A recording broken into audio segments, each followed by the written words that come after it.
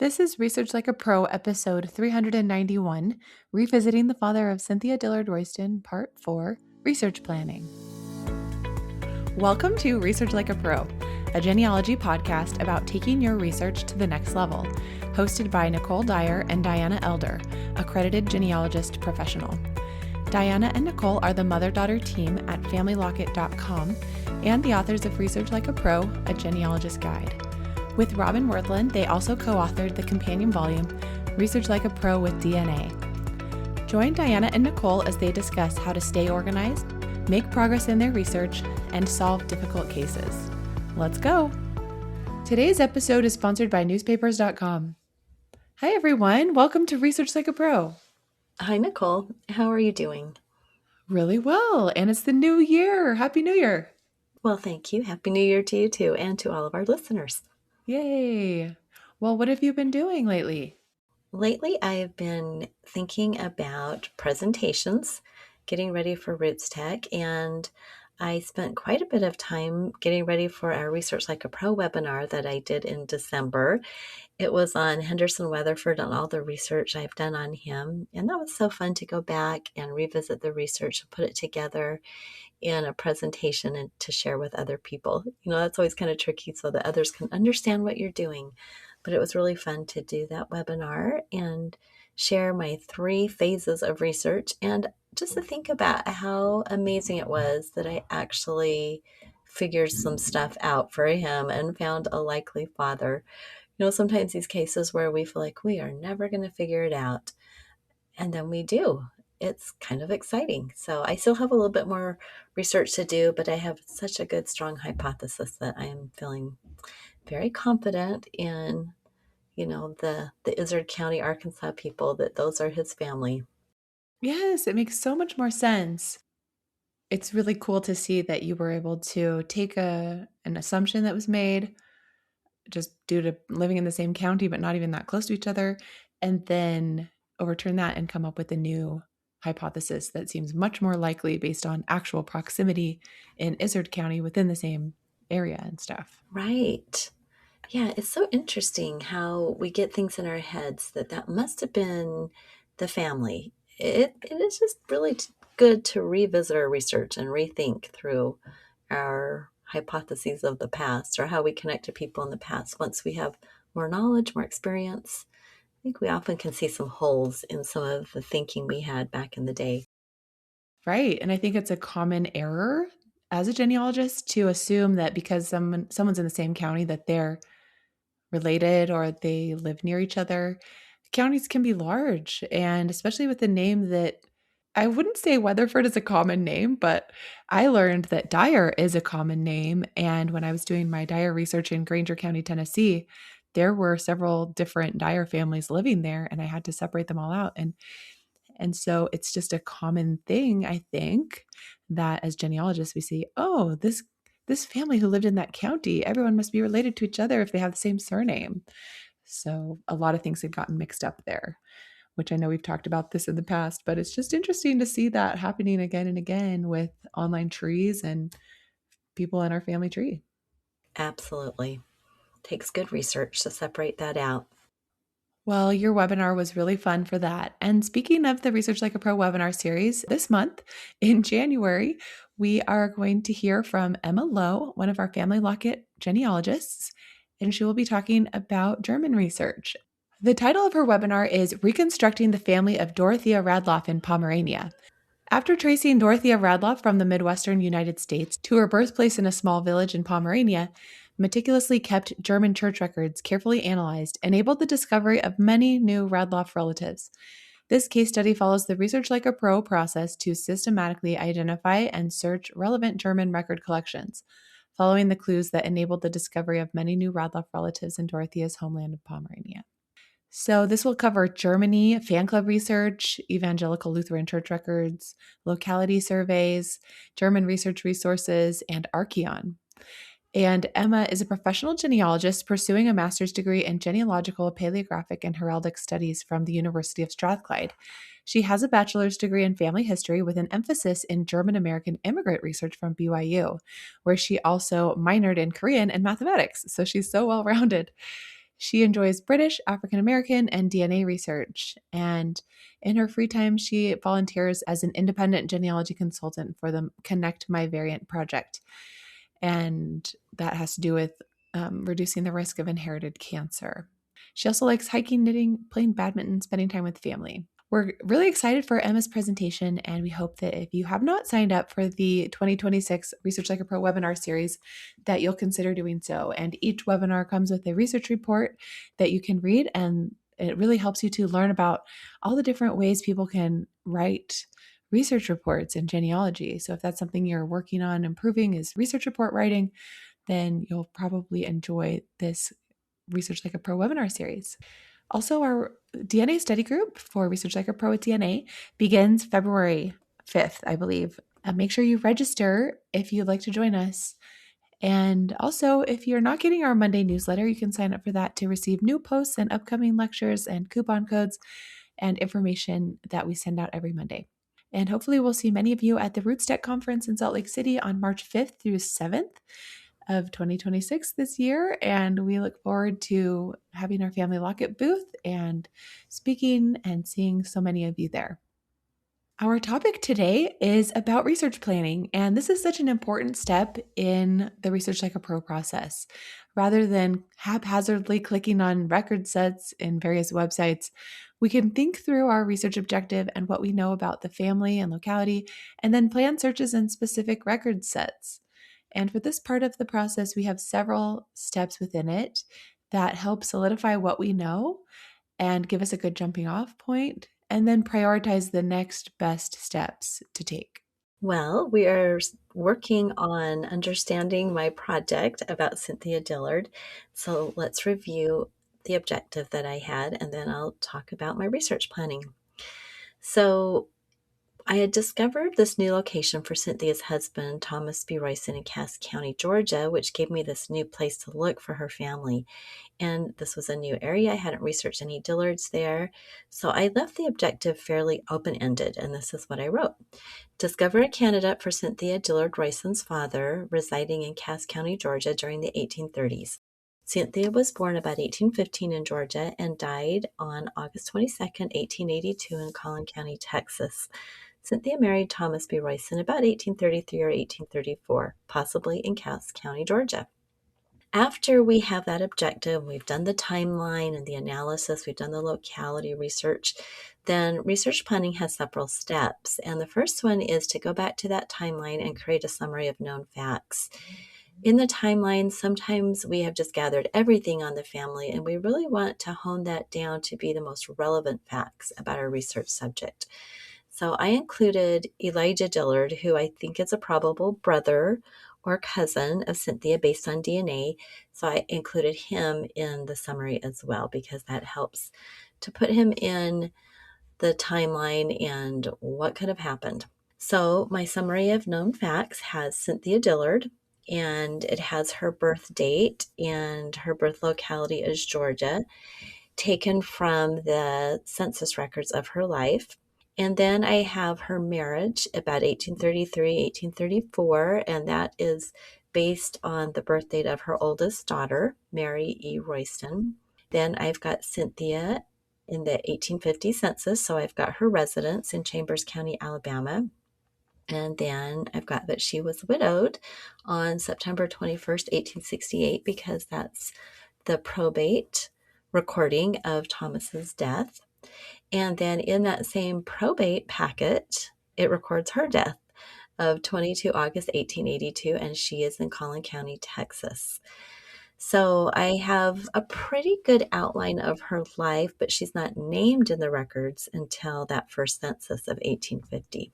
Then for Elijah, he is born a similar time frame of Cynthia, somewhere in the maybe 1815, 1816, kind of tricky figuring out exactly his birth. And then we've got a land patent for him in Alabama in 1848, and we have a marriage record for him in Alabama in 1855, his census resident in 1860, and then his death. There is a death register in Coffee County, Alabama on 6 September 1886. And so I have a fairly decent outline of Elijah. And then I also have a summary for Thomas B. Royston because his life pretty much mirrors Cynthia's after their marriage. And so I do have him in this summary with his Georgia County, his first Georgia County residence of 1831 in Morgan County, and then his move to Alabama by about 1836, and his census and his death. So had a pretty good idea of the life events of these three individuals, which just helped me to see what was going on with them and where to try to pinpoint some records where Cynthia's family would have been when she married, the best hypothesis, because we all know people don't necessarily stay put. And maybe she had gone off on, with another family and didn't stay with her birth family or her family of origin before she got married. But I'm starting with the most usual case. Well, it's so smart to put together a detailed timeline like this because if you don't do that, then you just end up searching like broad collections like Georgia marriages and then you don't find anything, And so it's kind of hard to really do reasonably exhaustive research unless you really know where to look for specific sources that maybe aren't included in those big collections. Exactly.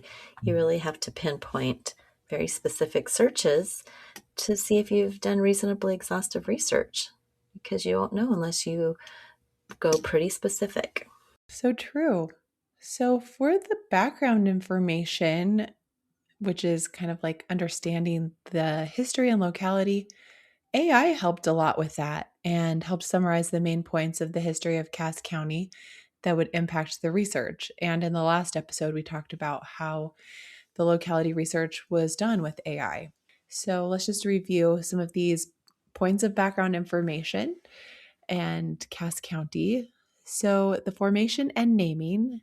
It was created December 3rd, 1832, from Cherokee County.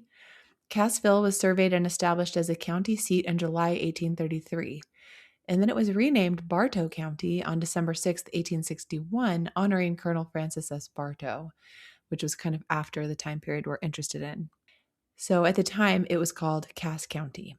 The area was inhabited by the Cherokee Nation before 1832, and Cherokee territory was placed under Georgia jurisdiction in 1830.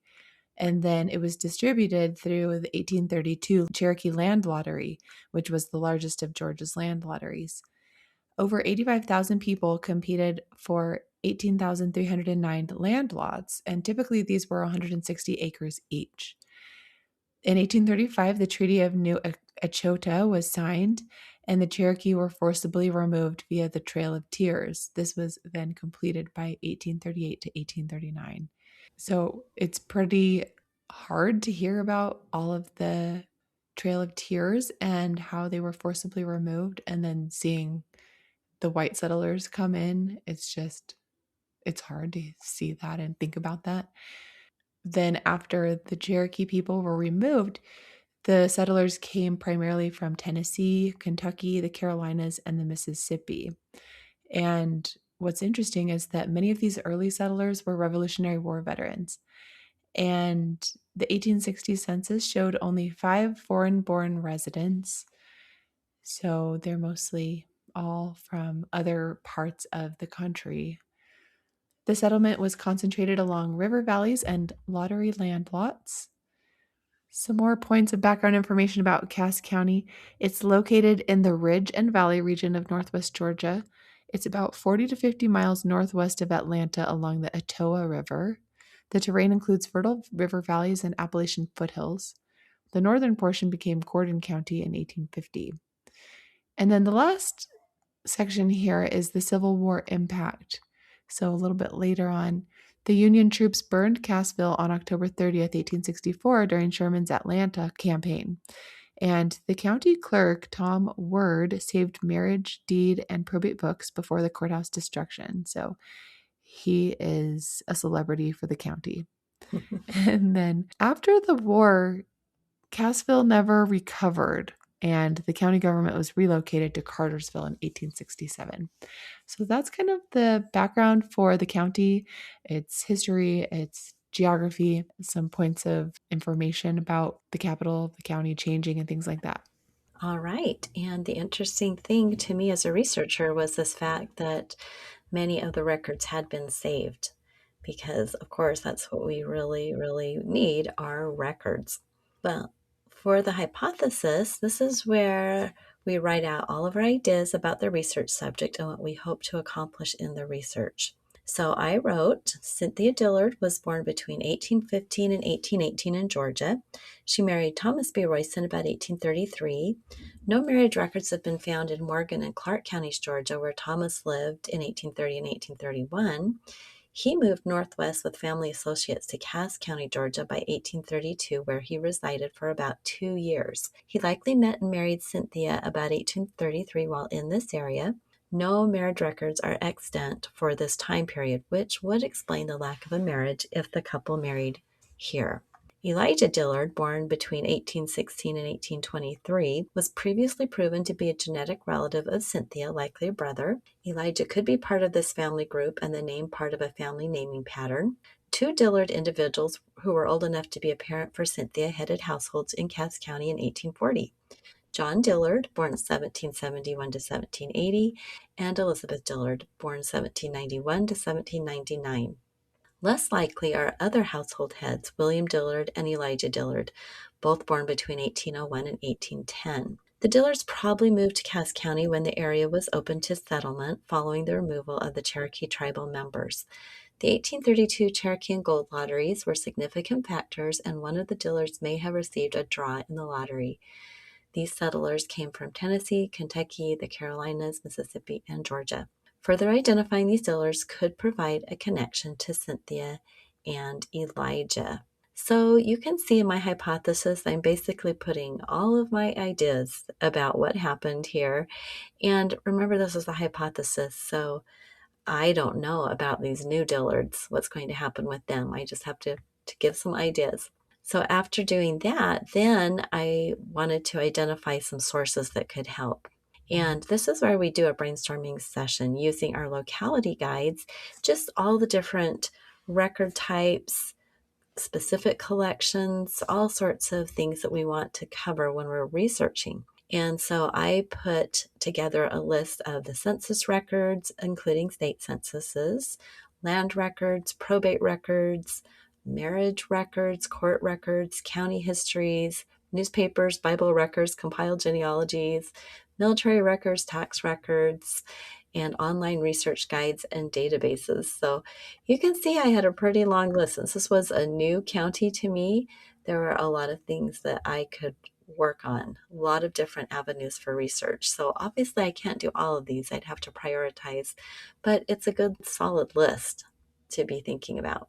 Yeah, that is a really good solid list. And it seems like identifying more about the Elijah Dillard family by just checking all of these main record types that are available in that area would turn up probably enough details that you could either rule them out or continue to keep them as a candidate for the family of Cynthia. Right. Now let's have a word from our sponsor. Ever wondered what life was really like for your ancestors? With newspapers.com, you can explore the world they lived in through their eyes in their time. Search over a billion newspaper pages dating from 1690 to 2025 and uncover the stories that shaped your family's past. From birth and wedding announcements to obituaries and community news, these pages hold the milestones and everyday moments that connect you to your roots. But it's more than names and dates. It's about standing in their shoes. Picture reading the local paper your great grandmother once held, or stumbling on a forgotten article about your grandfather's first business. These aren't just clippings, they're pieces of your family's story. Newspapers.com turns curiosity into connection. Start your journey today at newspapers.com because sometimes the past isn't just history, it's a story waiting to be discovered. Come make infinite discoveries today on newspapers.com. Use promo code FamilyLocket for a 20% discount on your subscription. Well, the final step of research planning is to do that prioritized research plan. And this is where we look at that list of identified sources and really think through how likely the record will provide the information we want, how available the record is. Is it online? Is it only on site? How long will it take to search? Can we use full text search? Will it be browsing microfilm? There's so many things to think about when we're doing our prioritized plan. So taking all that into consideration, I took my identified sources list and created this following prioritized list. So first, I decided to do census records. Those are so readily available for this era, and because I had not studied these new Dillards, I hoped that I would be able to find them easily in the censuses, both the 1820, 1830, 1850, and 1860 federal censuses, but also in that 1834 state census for Georgia to see if they were there that early. And then I could look at marriage records. There are records supposedly in Cass/Bartow, the new name for it, from 1836 to 1907, just to see if I could find any Dillards there, whether it was Cynthia or not. Perhaps it could pull up some possible siblings. Then I wanted to do land records, and there are the Cherokee Land Lottery books, the Gold Lottery, deeds and mortgages from 1837 to 1902. Land records are often so helpful in identifying people. I thought next I could do probate records, and there were wills from 1836 to 1922 and probate records from 1858 onward. So it seemed like there were a decent collection of probate, court records, and this is where full text search is so nice because you can use that at Family Search to gather in perhaps surrounding counties where someone was named. I could do newspapers. Georgia Historic Newspapers is a wonderful site. You can do name searching there. And then I always love to look at county histories and identify different counties that could work and different genealogical societies that had publications. So I had a good list. And in research planning, once we start the research, we start with number one, then we let the findings there figure out where we go next, because sometimes things that we find in the early records change the trajectory. So to find out what happened with the plan and what I discovered, you're just going to have to tune in to next time where I start sharing some of my findings. Yes, we are so looking forward to the findings. It's so much buildup in the first part of the process to getting a good plan in place that a lot of the time people are like, when are we going to research in the study group? But if you spend so much time researching and not enough time planning, you could end up just being frustrated because you're not looking in the right place. So it's such an important step. Well, and that's what we all do when we get started, and that's why we get stuck. So, yes, the planning and then the research logging and the writing is just so important. The whole process helps us to make progress, which I'm excited to share what I found. Yeah, it's going to be fun. Well, with research planning, I really like the part where you write up everything you already know. And I just think it's so valuable to either put it in a timeline, make a bulleted list, or write up like paragraphs. And sometimes I just feel like it's most valuable for that particular project to write several paragraphs of starting point information that you can then use in the report. So, with your research plan, what did you do? You did a bulleted list, right? I did, but I agree with you that often I do like to write it all up and have it be just the background section of the report, source cited, and just get it all down.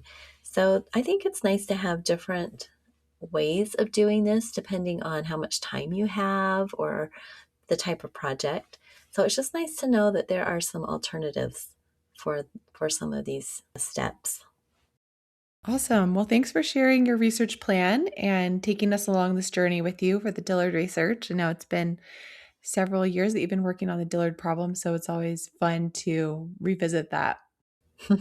Well, I'm glad you think it's fun. I hope that one day it'll be really fun because I discover who her parents are. I know, right? One day I'm going to solve the Dyer research question and you're going to solve the Dillards, There and you then it will go. be like a conclusion in our podcast after going for, 3 to 400, 500 episodes. Eventually we'll have the answer, right? Yes, but I think hopefully it gives everybody hope that you're not alone in some of your searches for these elusive ancestors. We're right there with you. Yes. Well, thanks everyone for listening, and we will talk to you next time. Bye-bye. Bye. Thank you for listening. We hope that something you heard today will help you make progress in your research. If you want to learn more, purchase our books, Research Like a Pro and Research Like a Pro with DNA on Amazon.com and other booksellers. You can also register for our online courses or study groups of the same names. Learn more at familylocket.com/services. To share your progress and ask questions, join our private Facebook group by sending us your book receipt or joining our courses. To get updates in your email inbox each Monday, subscribe to our newsletter at familylocket.com/newsletter. Please subscribe, rate, and review our podcast. We read each review and are so thankful for them. We hope you'll start now to research like a pro.